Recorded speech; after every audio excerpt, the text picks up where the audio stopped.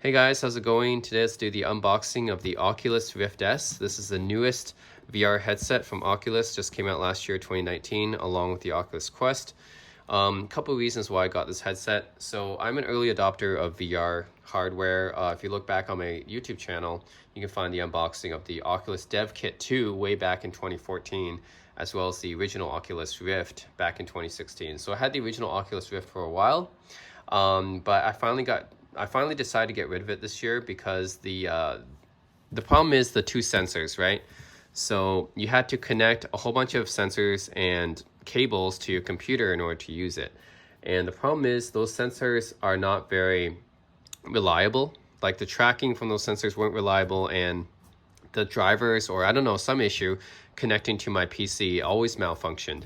So basically half the time I would have to fiddle around setting up the sensors, and that's why I couldn't really do many VR gameplay reviews these days. I really wanted to the last few months, especially, you know, now we're all staying at home because of the coronavirus. I really wanted to do some more VR gameplay, but I couldn't because I couldn't get those sensors working. They kept malfunctioning with my PC. It was really annoying dealing with all those cables and stuff like that. So I finally decided to say, okay, screw it. I like the Oculus Rift. I would still use it if not for the hassle of those cables, but I guess it's time to go, you know, kind of, I wouldn't say fully like wireless because it still has a cable, but, you know, don't have to deal with the sensors anymore at least, right?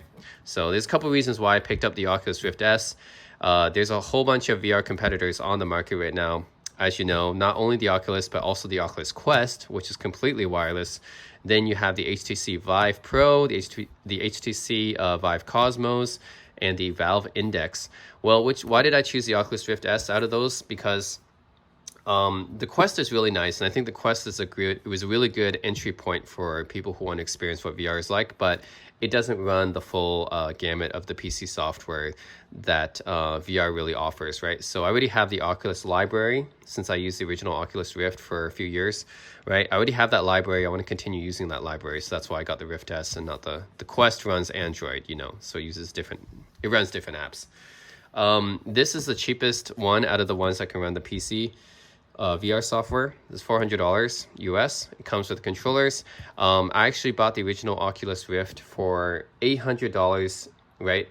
That's $600 for the original headset plus $200 for the Oculus Touch controllers. So I was the OG, one of the OG original early adopters, and I paid the full price for that, right? The full $800 for the headset and the controllers. So it's nice that they cut that in half, right? $400. So this is the cheapest VR headset that you get that's, you know, decent quality, can work with your PC, works with all the software stuff. The Valve Index is more expensive. It has better resolution. Yes, it's the premium VR headset experience. For those of you who have the money, Valve Index is the way to go.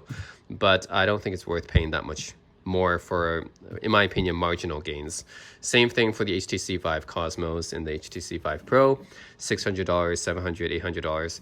I mean, it's a marginal improvement because the resolution is a lot higher. They use OLED. This one uses LCD. I mean, yeah, they're obviously going to be better experiences, but I don't think it's worth paying double to get that, right? To get that slightly higher resolution bump, higher refresh rate. I don't think it's worth it to pay double for that, right?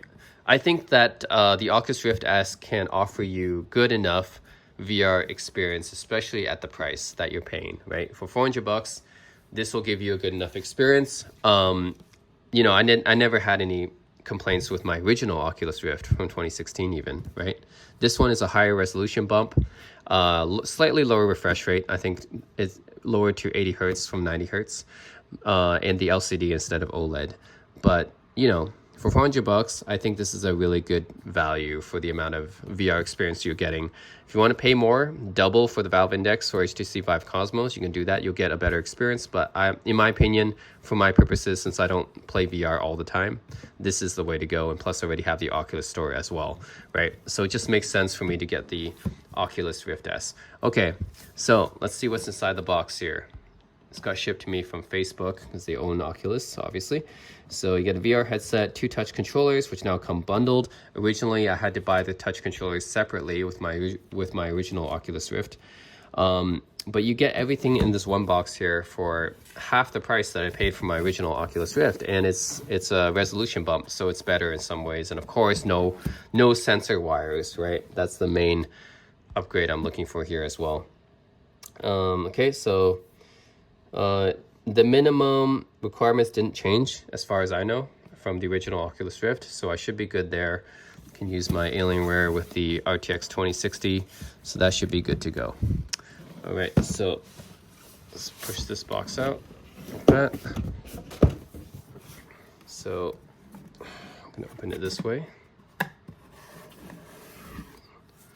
All right, and here's the Oculus Rift S. So you get the touch controllers, which are a little bit redesigned from the touch controllers, the first gen touch controllers that I had. Most notably, I would say the difference is this ring here used to be the other way.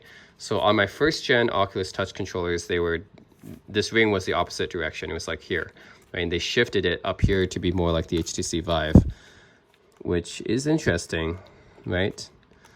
I can't say exactly why they did this, but maybe there's some VR tracking benefits to it, I suppose. Yeah, I don't know. The rings used to be on this side, and now they got reversed to this side. Maybe that's for tracking improvements. I'm not sure why they did that, but the HTC Vive does that too. So anyways, the touch controllers, otherwise the buttons for the touch controllers are pretty much the same. I stand 2 buttons right here, menu button down here, side trigger button, and a main trigger button here. And then you can press this one into the analog stick. And yeah, it's 2 touch controllers, which are included in the box, which is nice, because that used to be something you had to buy separately. And then you get the manual, I think the batteries, okay, 2 AA batteries here for the touch controllers, which I assume is the exact same way to replace them, yeah. So you just push down on this and then it opens up, you can put in the AA battery. So cool, they gave us that. Oh, what was that? Okay, so this is some kind of mini display port. Oh, it's an adapter, okay. So this, interestingly enough, I think doesn't use HDMI. It uses a full-size display port, so you need an adapter now. So the original Oculus Rift used an HDMI. This one uses full-size display port. Interesting. Okay, so this is an adapter because your laptop probably has mini display port, which my laptop has. It doesn't have the full size, so you need an adapter for that. Then you get the manual for setting it up. All right. Warranty information and safety, and the AA batteries. Yep, I think that's it there. And then you get the, is anything here? Nope, it's just a box. All right, and then you get the Oculus Rift S. All right, so just reading the specs of the Oculus Rift S, for those of you who don't know, it uses an LCD lens inside of here, not an OLED lens like the original Oculus Rift used. So that's kind of a downgrade. The resolution is higher. It's 2560 by 1440 total, which is 1280 by 1440 per eye. That is a resolution bump from the original Rift. And it runs at 80 hertz, which is a slight downgrade from the original Rift. The original Rift was 90 hertz, I believe. So yeah, I wouldn't say this is a direct improvement in every way. Obviously, the LCD screen and the refresh rate aren't as good as the original Rift, but resolution bump, and the main improvement is the inside-out tracking with the 5 built-in cameras, so you don't need to hook up additional sensors. That to me is the main improvement, so I don't have to deal with that. That was such a hassle on the original Rift, and the main reason I got this one, right? So you can see here the design. You got, first of all, I noticed that there's no, there used to be a mount here to attach a Leap Motion VR tracker on the original Rift. That is no longer here, I guess, because Oculus is coming out with their own kind of controller-free, hands-free tracking, whatever. Maybe they're doing that. I know that they're doing that with the Quest, so I think they'll probably bring it to the Rift S. That's why they don't have a Leap Motion integration here. Anyways, I have 2 cameras on here, another side camera here, another side camera here. This is developed in joint collaboration with Lenovo. Interesting enough, Lenovo had their own VR headset, I believe, before. There's a headphone output here. I think that's another difference, yes. Okay, so the original Oculus Rift had built-in headphones. They were kind of like surround sound, spatial reality control headphones. They were okay. I want to say that you wouldn't use them for listening to music or whatever, but they're good enough for VR use. The Oculus Rift S doesn't seem to come with headphones like the original Oculus Rift did. So you actually have to supply your own. So this 3.5 millimeter jack is going to be used to supply your own headphones, which might be a problem for some people actually, because these days a lot of headphones don't even have the 3.5 millimeter anymore. They're mostly Bluetooth.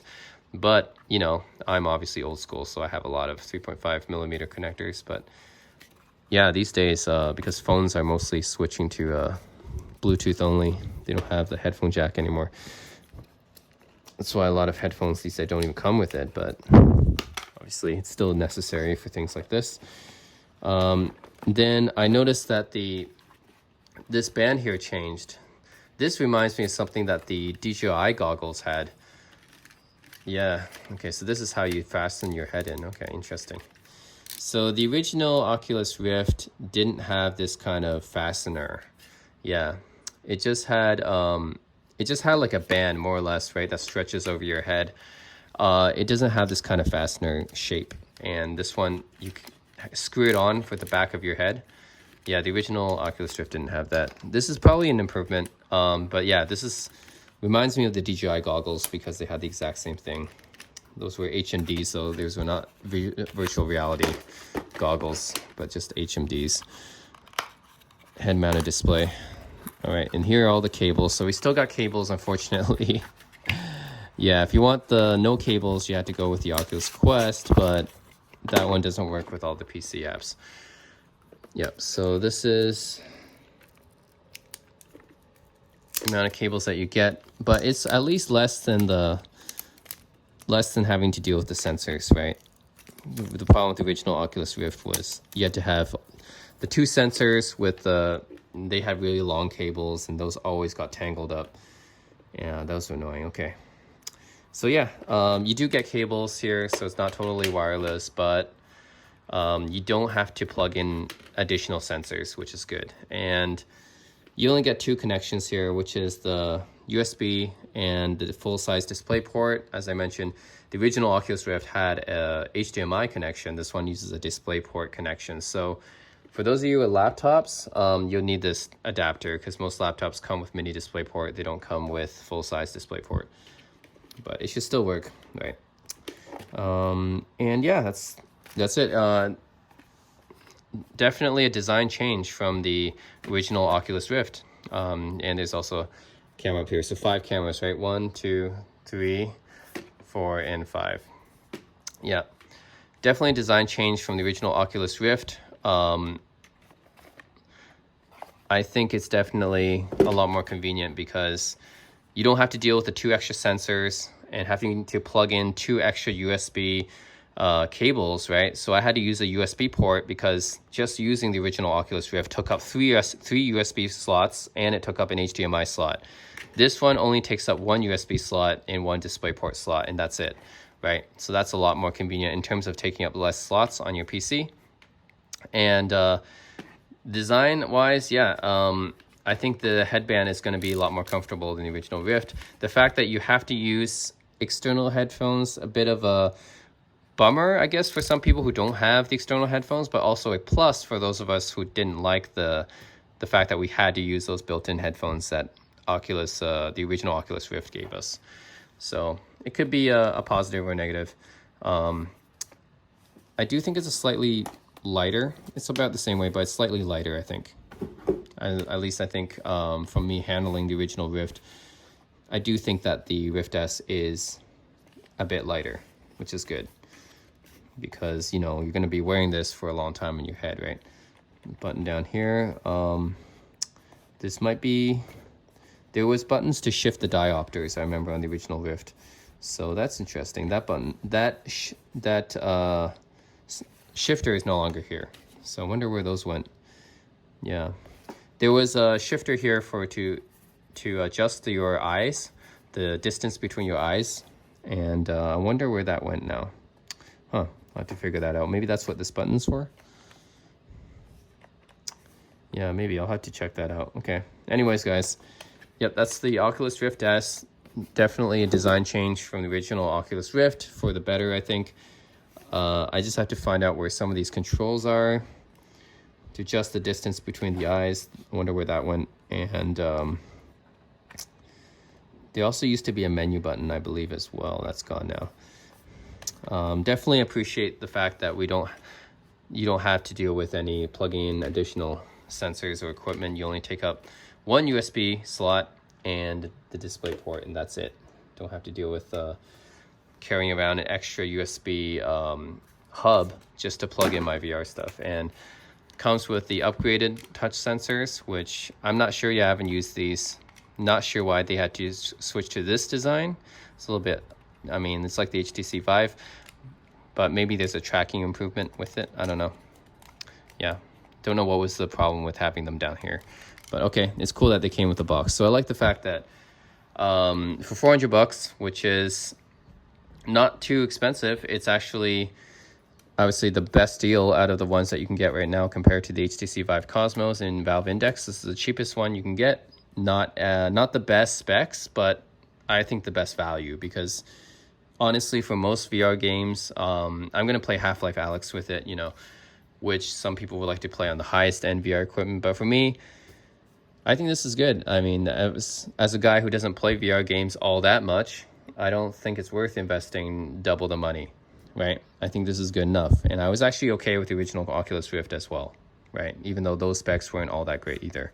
So anyways, we'll see what happens. I'm going to test this out with some new games. I'm going to try it out with the Fallout 4 VR, Skyrim VR, the Borderlands VR, and of course Half-Life Alyx, and see how it is. So I'll show you guys finally get to show you guys some gameplay videos of some VR games. I haven't done that for a while, so I finally can do that now that don't have to deal with any nasty sensor driver stuff. Yeah, so stay tuned guys, and this is the unboxing of the Oculus Rift S. Thanks for watching.